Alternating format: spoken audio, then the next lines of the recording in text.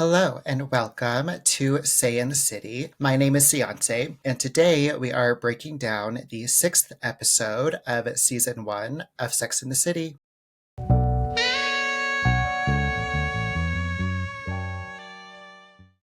Secret Sex was written by Darren Star and directed by Michael Fields, who will direct one more episode after this and who's primarily known for directing television. He's done a ton of random episodes for various series, but he's directed the most episodes for Veronica Mars and iZombie. We open the episode with a photo shoot for a promotional photo for Carrie's column. We see that there are 3 different settings for the shoot. We have the one with her lying on the bed, one with her sitting behind her laptop in front of this black backdrop, and then we see her sitting in bed wrapped in sheets typing on her laptop. She tells us that the advertisement is scheduled to run on the side of a bus, which brings me to my first observation. The weird thing to me about this photo shoot is that, we have Carrie lying down so that the photo is landscape, which makes sense because the advertisements on buses are very horizontal. So then why is she sitting up in the other 2 settings? Maybe I'm just being a marketing snob, but you should probably know your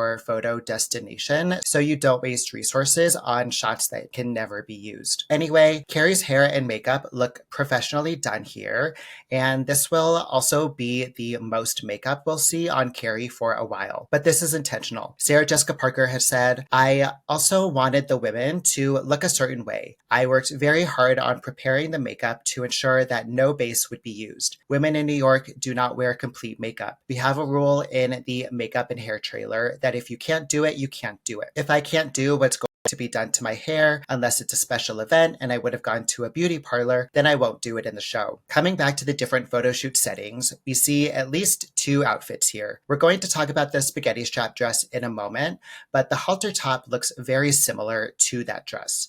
It's still a nude beige color, and they're both bedroom materials. One looks cotton, while the halter looks nylon. Speaking of the halter outfit, this setup should look familiar since they used these shots in the season 1 promotional material. Again, I love efficiency. Another detail that I love here is the pose on the bed that we open with. This pose seems to be a direct homage to the original hardcover cover of Sex in the City, albeit with much more obvious sexual overtones. So in this shoot, she's either naked or post-coital in all 3 settings. Carrie tells us that she was weary about the shoot, but she did it since she got to keep the dress. And this brings us to a Friday night sometime later when Carrie's getting ready for her first official date with Big, and the girls have come over to live vicariously through Carrie. And I love this camaraderie and support among the girls. Like, I'm already sick of hearing about Big, so I can't imagine how they feel,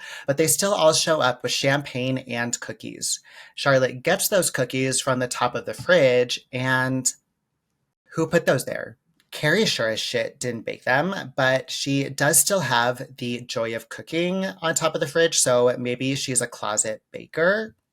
Spoiler alert, she's not, but isn't this a wonderful metaphor for their personalities? Charlotte's carrying a plate of cookies, Samantha has the bottle, and Miranda has the glasses, which is very practical. And obviously, the reactions to the dress are all what we expect. Samantha is obviously a fan, Miranda is a bit more judgmental, but supportive, and Charlotte says, well, let's just say it. It's the naked dress. I mean, you're obviously going to have sex with him tonight. Speaking of the dress, the naked dress, as it is still popularly known, is a DKNY dress, which, remember, should not be a good omen for this relationship. And I hate to admit, it's not the most flattering for Carrie's skin tone, but it does its job. It definitely looks like sex. This brings us to another complex conversation among the women that touches on a few themes that are going to come up again and again in the series. First, let's talk about the rules. Charlotte says, I thought you were serious about this guy. You can't sleep with him on the first date. She then tells Carrie that she should keep Big in a holding pattern for at least 5 dates because the number of dates that you should wait to have sex with a man is directly proportional to your age. In response, Miranda says, oh God, here she goes again with the rules. As much as these rules are going to irritate me throughout the series, one major thing I appreciate about Sex and the City as a series is how well defined our main cast is immediately. There weren't that many sitcoms before this that had such distinct characteristics for each character. We've already talked about a few of them, but Charlotte has a lot of rules that we'll encounter throughout the series. But at least Miranda and Samantha are back on the same page, which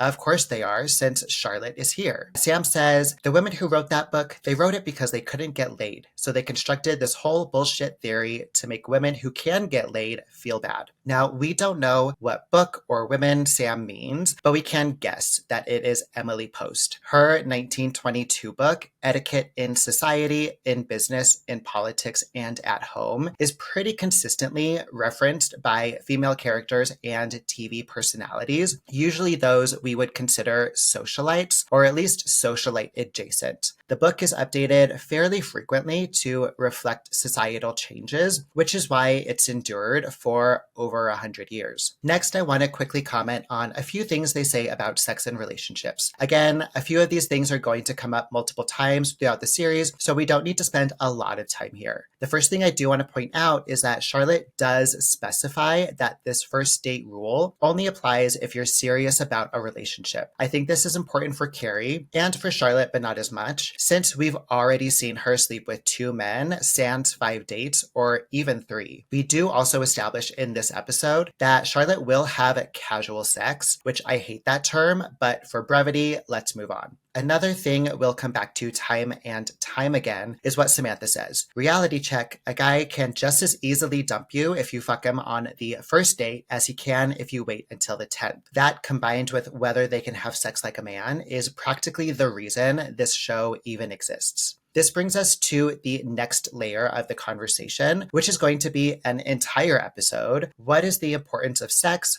And what is the importance of romance in a relationship? No surprise, Charlotte thinks it's a good thing to be emotionally involved, while Samantha would rather know if the sex is good as soon as possible. And I do have to say, I love how Sam grounds her argument in feelings in order to effectively counteract Charlotte's argument. It's not actually a good thing because you can possibly avoid hurt feelings. They are definitely the angel and devil on Carrie's shoulders before she leaves the date. Like, if this were a traditional sitcom, we'd have a scene in Big's car with them dressed in costumes on each shoulder, repeating these words back to Carrie. But speaking of Carrie, once again, she's put in the middle. You can tell she feels confident in this dress and is a bit more laissez-faire, but she reminds us that she's still a bit old-fashioned. Not as old-fashioned as Charlotte, but who is? Charlotte is so old-fashioned that she says the Victorians were onto something. They valued romance. Now, the Victorian era is generally defined as the period of Queen Victoria's reign over Great Britain and Ireland from 1837 until her death in 1901. There are many distinct characteristics of the era, including architecture, fashion, art, and a few societal and cultural shifts that still impact us Westerners today, most notably here, gender norms and specifically women's roles. The idealistic expectations of women during this time continue to lead some people to mistake domesticity for romance. But that's all I'll say about that for now. Luckily, Miranda chimes in by saying true romance cannot exist without good sex. These are some of the final thoughts in Carrie's head as she leaves to meet Big downstairs. But before we leave, I obviously have a few things to point out about Carrie's apartment. This is our first time seeing this other wall of the kitchen, and it has more shelves. I'm legit so jealous of the amount of built-in storage Carrie has.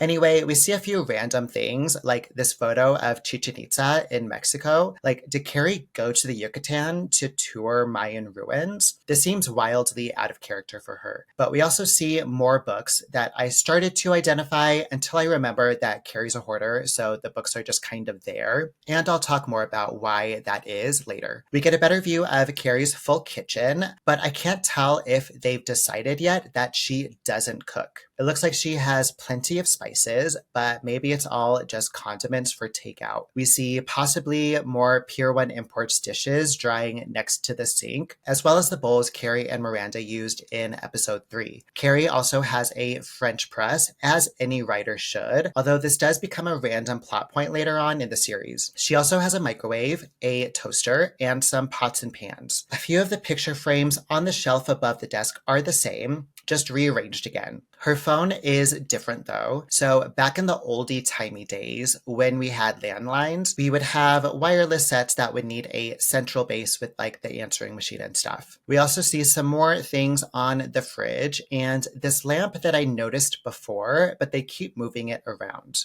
As we move into the seating area, I love that they have an ice bucket they don't put the bottle into, and they've already been drinking martinis. We see a few more magazines and books strewn about, including an Allure and an Entertainment Weekly, as well as a pretty thick Vogue, which could be a March or September issue, and I'm leaning toward March, and I'll explain why later. We also see a book on Mark Rothko, and one about New York, but I can't make out the full title. And one quick observation about the front of her apartment, the tree art on the wall used to be on the table behind the perfume drawing, and this will move a couple of times. Carrie leaves the girls in her apartment, which is odd to me, but I have control issues and don't trust anybody. We see that her apartment is C, which will remain the same throughout at least the first season. Carrie breaks the fourth wall again and tells us, the truth is I was dying to sleep with him, but isn't delayed gratification the definition of maturity? And this question lives rent-free in my head, so much so that I forget it's from this episode. To me, it's from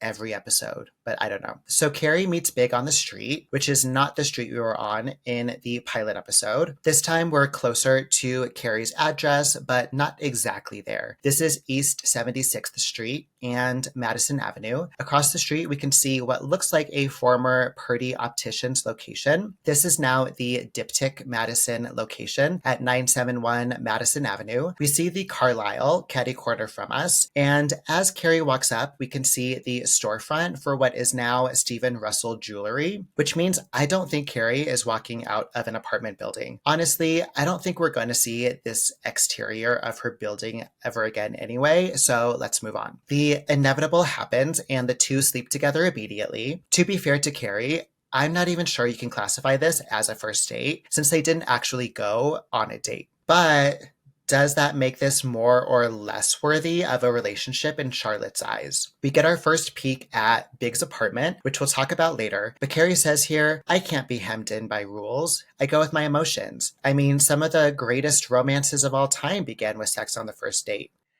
I bet.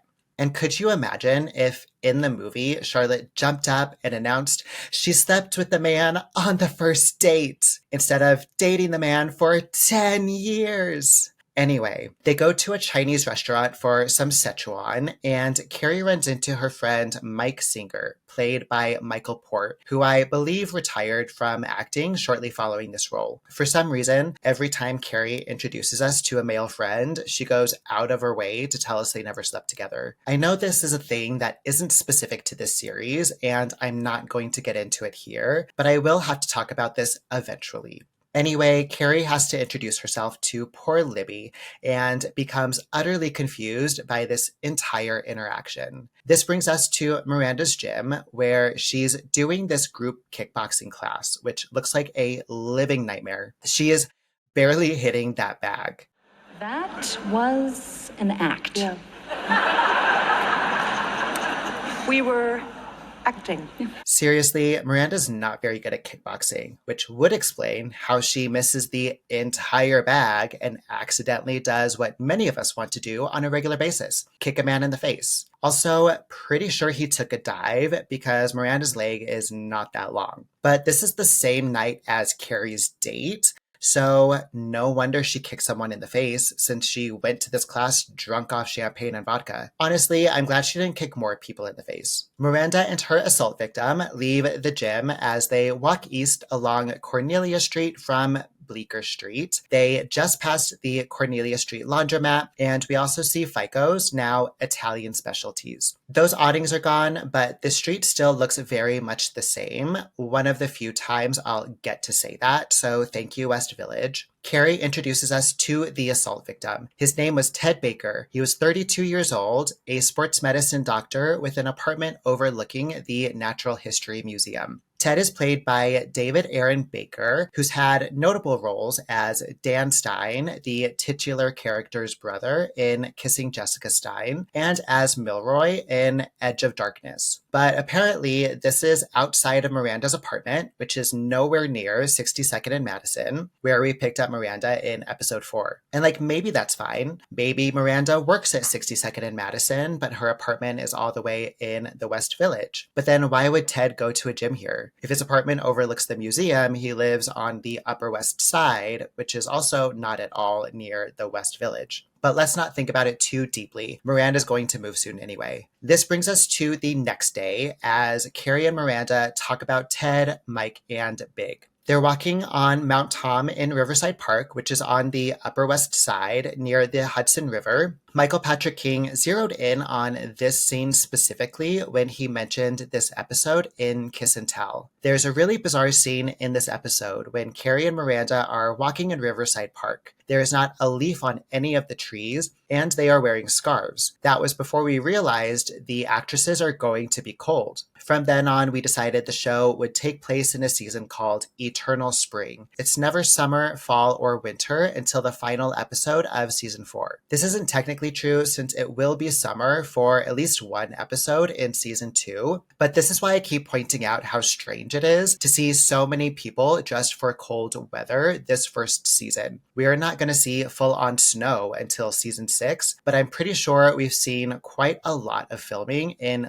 late winter or at least very early spring. Carrie is also wearing the same gloves she wore in episode 4, and we see later that she's wearing sweats.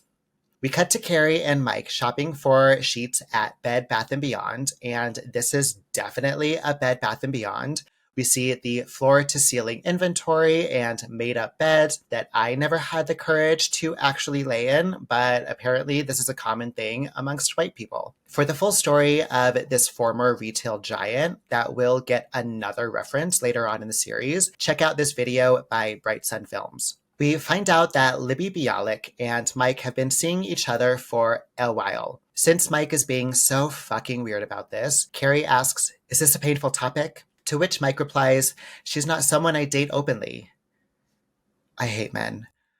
Once again, it's not going to get any better this entire season. Mike doesn't even get better in this episode. But let's focus on Mike for a moment. Mike met Libby, who was played by Heather Barclay, another actor who I believe retired shortly after this role. Mike met Libby at the cheese shop she works in, which is Murray's Cheese, a New York staple that's right next to FICO's, and I wish I could try all of these cheeses. I could never live near a cheese shop. But Mike had just broken up with someone, so he was feeling particularly vulnerable when they met. So they go to, I'm guessing, her place and spend the night together. Mike says he's a creative director, so of course he's an asshole, but he tells Carrie the reasons he doesn't want them together, which are all horrible. Carrie says, "I couldn't decide if Mike was being shallow or honest." And let's be honest, these are not mutually exclusive. He is 100% being shallow. But the problem is he's only being honest about it with Carrie, which again, we'll talk about more later. This brings us to the multiple episode quandaries that nag Carrie for days. The first is, how many of us out there are having great sex with people we're ashamed to introduce to our friends? This is all done with Carrie's narration and no typing screen, which makes me sad. But she asks Samantha this question while she's searching for push pins. And I just love this detail because it is so real. Also, there are even more books stacked below the desk, like Jesus, Carrie. Anyway, Samantha lists out some people she could have slept with and not told anybody about, one of which is in high school.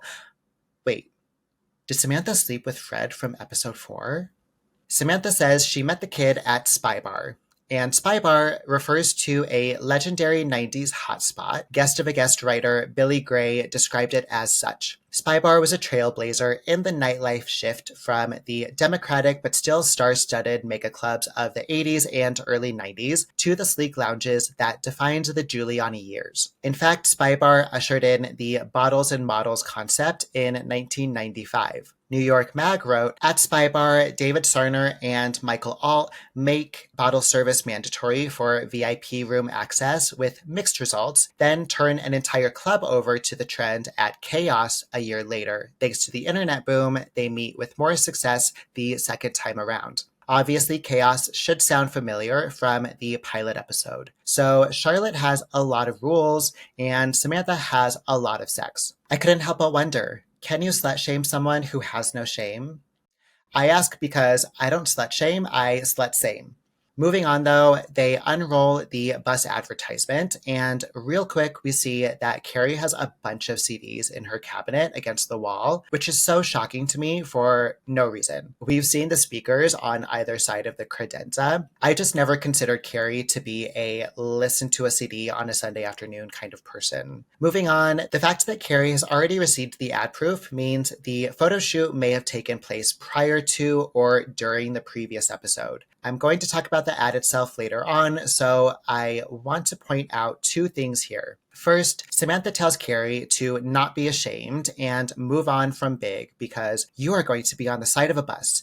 10 million men are going to be drooling over you every morning on their way to work. It's the best personal ad I've ever seen in my life. Again, put a pin in this, but damn, Samantha's a good publicist. The second thing I want to mention is as much as I love the art leading against the wall thing that Carrie has going on, the giant blank wall above it is so irritating to me. But clearly, I don't know how to exist with the blank wall. I feel like if you're going to do this though, you should have a mirror or one large piece above the art on the table. Samantha asks if Charlotte ever told Carrie about the rabbi, which prompts them to rush to Charlotte's gallery to interrogate her. Carrie is wearing sweats again, and I feel like I'm in Mean Girls. You can't sit with us! Charlotte clarifies that it wasn't a rabbi, but a Hasidic folk artist from Brooklyn. Now, Hasidic Judaism is an Orthodox movement that emphasizes emotional expression, pious devotion, and closeness to God. They are known for their distinctive clothing and styles, which include beards and these side curls called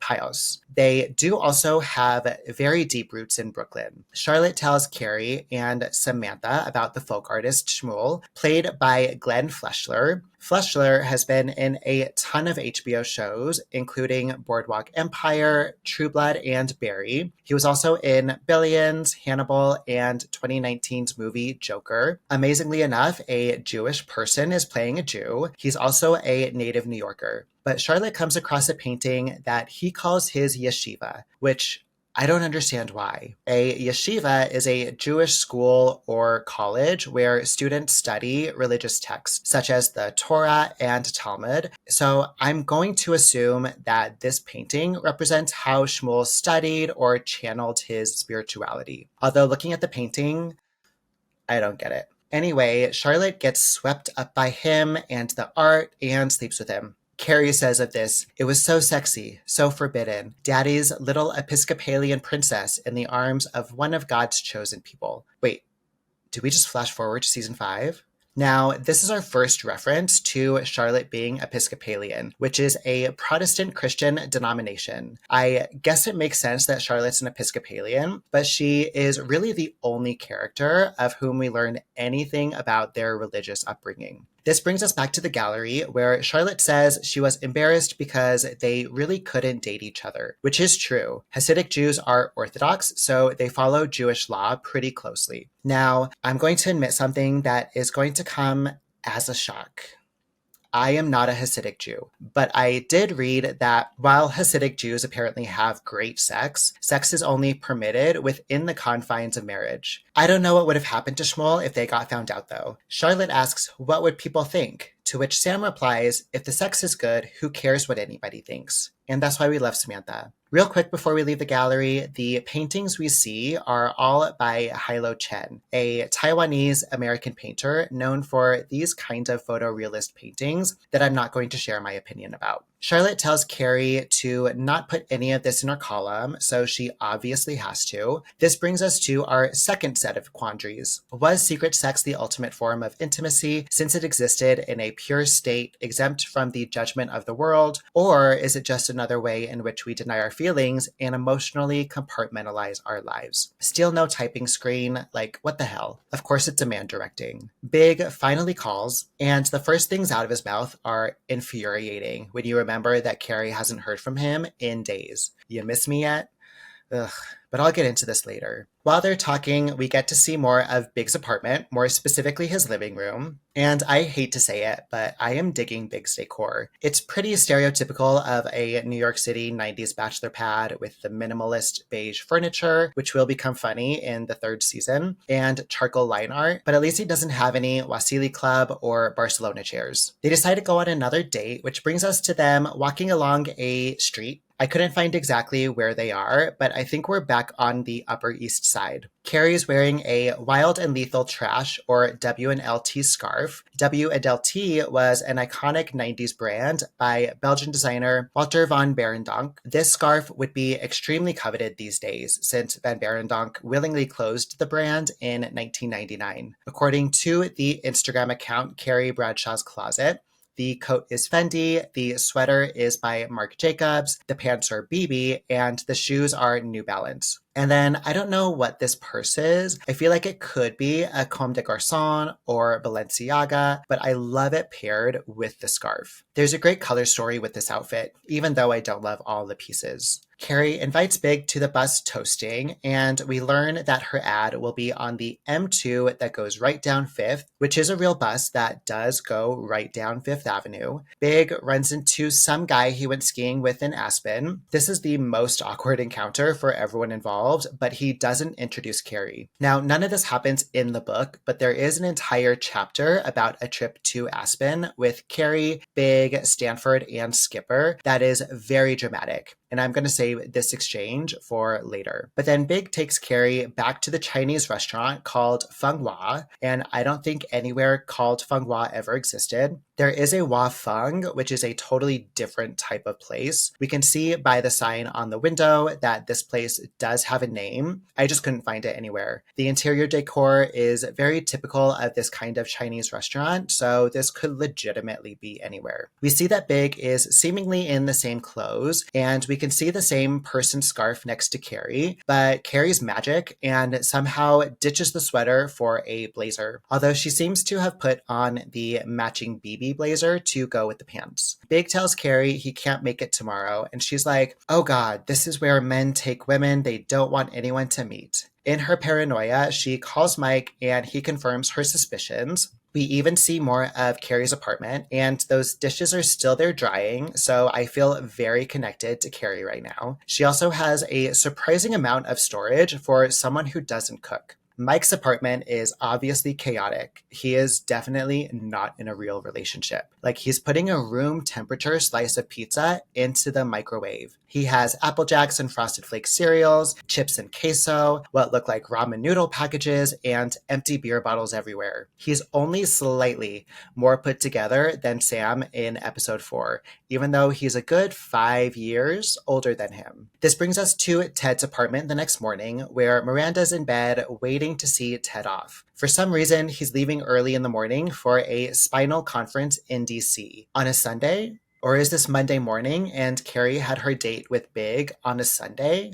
Anyway, Ted's apartment isn't much better than Mike's, but at least these two apartments feel more lived in than Big's, which is kind of the problem with very adult minimalist apartments. They can feel cold and lifeless. But I have so many questions about the layout of Ted's apartment. We can see rooms as he comes down the stairs. So why is his bed in the living room like he's in a studio apartment? I suppose there could be like a tiny loft up there with the bathroom, and that's why there's a table and chairs. But there is a glass brick wall back there, So now I'm wondering what's on the other side of it. We see a Supralta Pastor poster on the wall and another door. So what is going on in this place? Luckily, Miranda goes on the hunt to answer all of our questions. While Miranda invades Ted's privacy, we see a few old books on the shelf. The Moonflower Couple by John Fairchild from 1967, Women Are Necessary, a 1931 novel by John Held Jr., A Glimpse of Stalking by Elizabeth Gage from 1988, and Pleasant Valley by Lewis Bromfield from 1945. So I'm guessing production just kept raiding used bookstores, and that's why Carrie's a hoarder and Ted just has old ass books. But Miranda is stopped in her tracks before she can make it upstairs. Can I just say though, it's pretty obvious to me that Ted wanted someone to find this stash, since he did a horrible job hiding them under 2 shirts and a pair of underwear. Miranda finds Spanked Therapy, which is apparently a bizarre video production. So obviously she has to bring it to Carrie's apartment so they can watch it together. I'm guessing Carrie or Miranda just has this video in her apartment now. Also, was Miranda just carrying this around on the way to Carrie's?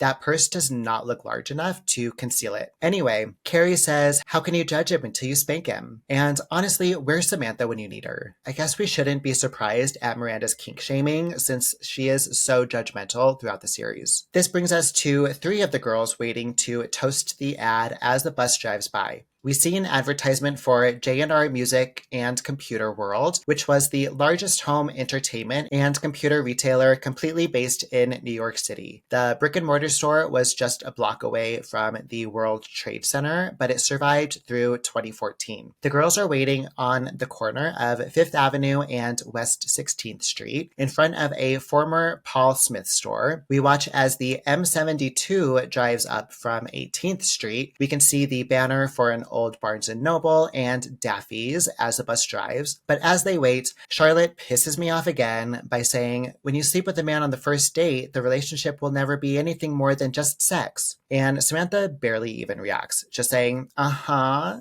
I feel like she knew to not engage so that she can celebrate Carrie and not get dragged into an asinine argument. Carrie says she didn't want to admit that she was right, and we're going to put another pin in that. The M72 bus first pulls up to the stop, and we see an advertisement for Bed Bath & Beyond, which does not at all seem placed there on purpose. Across the street, we can see a few of the buildings. The Citibank is still there, but Artistic Style is now a Free People, and Collezioni, Fifth Avenue, is also gone. This is when Mike shows up alone, despite Carrie telling him to invite Libby. And thank goodness we get some justice for Libby. She broke up with him and told him she met somebody else who didn't have his intimacy problems. And if that is all she said, Libby is a freaking sweetheart. The M72 pulls up again, but it is magically transformed into the M2. The ad is there this time, but before we see it, let's detour real quick to another time we see this ad in the wild. So back in the pilot episode breakdown, I talked about the fonts, the buildings, and other aspects of the opening credits, but let's finally talk about Carrie's mini adventure. The opening credits were directed by Pam Thomas. She'll direct some episodes later on in the series, but it looks like she's mostly known for her work in commercials and title sequences like this one. In fact, she was nominated for the 1994 Primetime Emmy Award for Outstanding Main Title Design as the director of Rolling Stone 93, The Year in Review. Michael Patrick King said the opening was designed to set up the excitement of the city, which meant establishing how fast the city moves, which is why we zip to so many locations and have this moment zooming between cabs. But it's also very centered around Sarah Jessica Parker. MPK said we're also supposed to get excited about SJP, and that's why we get these slower establishing shots of Carrie. It really just heightens the amusement of the city and what an event she actually is. So we see Carrie walking along Fifth Avenue. Yes, we're on Fifth Avenue again, but not in the same location as the toast since the traffic is going the wrong way. And as she walks, we can tell that she feels so fabulous in this pink American Apparel top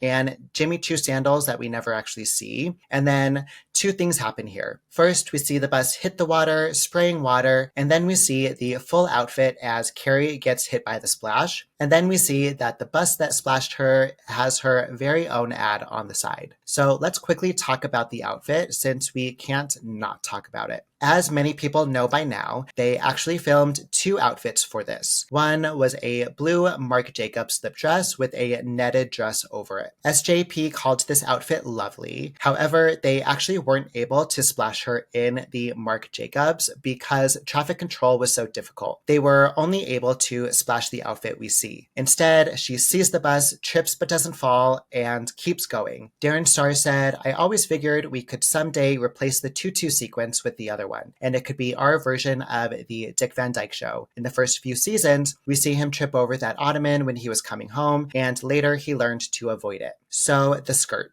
SJP and Pat Field came up with the idea of Carrie wearing a tulle skirt, so technically this is not a tutu. Field said, "I didn't want to have anything trendy since it was going to be used as the opening for each show. I knew it had to be great looking and attention grabbing, but I didn't want it to be a certain season because after a few years, it would look tired." And Parker wanted the skirt to be even bigger. And Peiki said of it that no one really knew how they felt about it, but I'm so glad they let Field and SJP have their way. Yeah, this look is polarizing, but it's so iconic at this point that there's no way a blue dress would have remained as impactful. No offense to Marc Jacobs. Also, the hot, very gay guy at the very end wouldn't have been there. Okay, so Carrie realizes that she was just splashed by a bus with her own fucking face on it, right? Most production team members, including SJP, call this the pie in Carrie's face, and MPK calls it something else, but I'll probably get in trouble for repeating it. And this totally is like a pie in the face. She's walking, and then all of a sudden, what happened? A minute ago, I was fabulous. One thing I will point out, I'm not actually discovering. I read an article about someone discovering this in 2021, but if you watch the bus, you see that the first shot has people on board the bus, and then the next time you see inside, the people are gone. MPK actually pointed this out in the commentary of the season 3 DVD set, so we've actually known about this since 2002. Finally, let's talk about the ad itself. Obviously, we see the naked dress that Carrie wore during the photo shoot, but the advertisement reads, "Carrie Bradshaw knows good sex and isn't afraid to ask." This is a reference to the 1969 book, Everything You Wanted to Know About Sex, But Were Afraid to Ask, by psychiatrist David Rubin. It's been written, the taboo against sexual explicitness that earlier resulted in censorship and moral disapproval had disappeared by the second half of the 20th century, so that Jacqueline Suzanne's novel, Valley of the Dolls, from 1966, and David Rubin's Everything You Always Wanted to Know About Sex But Were Afraid to Ask from 1969 were both among the top 20 all-time bestsellers of the 20th century in the United States. There are a lot of books and other manuals that came after this book that do some sort of play on words of the title, like Everything You Want to Know About Puberty, Everything You Want to Know About Acting, God, etc. There was also a movie parody by Woody Allen in the 70s. This brings us to the other pie in the face related to the ad, a penis drawing right next to Carrie's face. But that is a very demure penis drawing. It's actually pretty unassuming. Whoever tagged this either ran out of time or was super concerned about placement and realism because they did not take full advantage of the size of the canvas. And let's be honest, if you weren't watching for this advertisement, you never see this drawing. And at least they left her face alone. Anyway, Samantha reassures her friend, as only a good PR person can. Nobody in New York notices a bus until it's about to hit them. And hopefully you kind of remember that line from the second episode breakdown. But this brings us to Miranda's date with Ted later that evening. They leave what used to be Po, an Italian restaurant that was a beloved West Village mainstay until it was forced to close in 2017. That location is now Bombay Bistro's, an Indian restaurant. And I think it's too bad that they did not specify that this is in the West Village, because it seems like one of those city neighborhoods that incites loyalty amongst its neighbors as far as patronage goes. If we had that detail, it would make Miranda taking Ted there kind of sweet, which makes what happens next all the more devastating for this new couple. So as they walk, Miranda pulls a complete 180 and decides that she's okay with the spanking. So let's tease him about it, right? She says, "Here I thought all you really wanted was a good spanking." And then we get the most awkward 10 seconds ever. Now, I'm gonna have to check, but this may be our first ever instance of ghosting on television. He legit just walks away in silence and completely disappears from her life and ours. I was really starting to not hate Ted. Of course, he had the luck of being in the same episode as Big and Mike's dumbasses. Speaking of Big's dumbass, Carrie drunkenly decides to confront Big at his home, which I would typically support, but the hallway of Big's building is way too nice. It makes me not trust him. Although Carrie's apartment is C and Big's is E, that's my initials. Am I rooting for Big now? No. By the way, his apartment number will change, as will the hallway. Oddly enough, the general layout of his apartment will stay the same. He opens the door and she says, "I just came here to tell you that if you're embarrassed or ashamed to be involved with me in any way, that we can no longer see each other." For a second, I'm rooting for Carrie, but then she barges in and tells us that she blames herself. "I wore the naked dress on our first date, I slept with him too fast, and now I'm on a Fifth Avenue bus with a penis on my head." Now, Big's bar is pretty stocked. He has a bottle of Dewar's whiskey, possibly white label, Bacardi, gross, and it looks like Carrie grabs a bottle of Finlandia vodka as she irritates everyone. Obviously, Big is an idiot and has no idea what she's talking about. He says he loves Feng Hua's, couldn't remember the guy's name, and then had tickets to a sports ball. Now, I'm not a relationship expert, and I'm not going to talk about this too much, but this could have easily been avoided by all parties involved. First, she could have called him. Second, she could have asked him why he couldn't go to the toast or why he kept taking her to the restaurant. Like, seriously, did they walk all the way to the restaurant and just walk in with zero discussion? Mostly, though,